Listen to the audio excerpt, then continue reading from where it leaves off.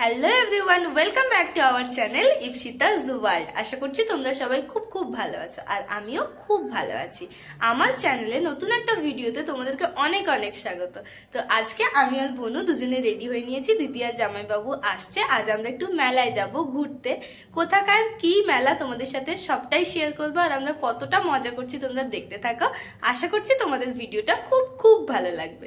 আমি, দিদি, জামাইবাবু আর বনু চারজনে মিলে একটা বাইকে উঠে গুতুগুতি করতে করতে চলে গেছিলাম মেলায়। সেদিন বাইরে প্রচণ্ড ঠান্ডা ছিল, আর সেই ঠান্ডায় কাঁপতে কাঁপতে আমরা চলে এসেছি মেলায়।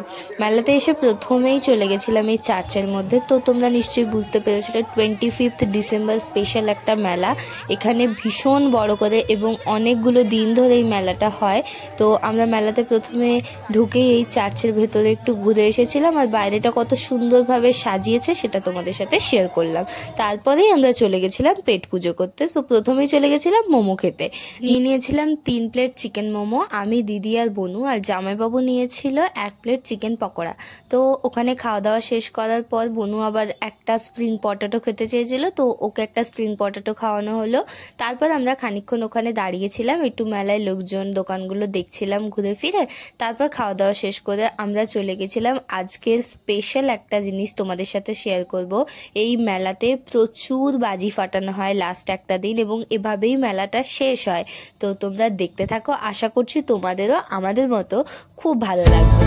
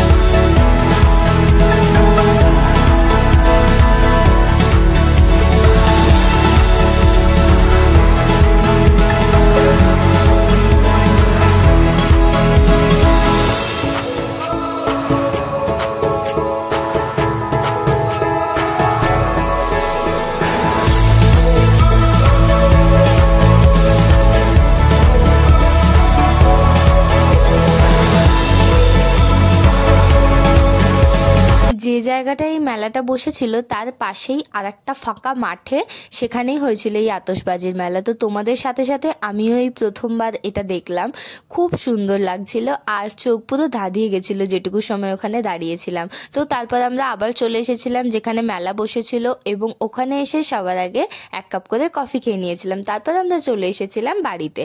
তো আশা করছি ভিডিওটা তোমাদের খুব ভালো লাগবে। ভিডিওটা ভালো লাগলে like, comment, share and subscribe করে দিও। আর আমার নতুন আরও ভিডিও আপডেট পেতে বেল আইকনটা টুং করে বাজিয়ে দিয়ে এভাবেই সব সময় আমার পাশে থেকো।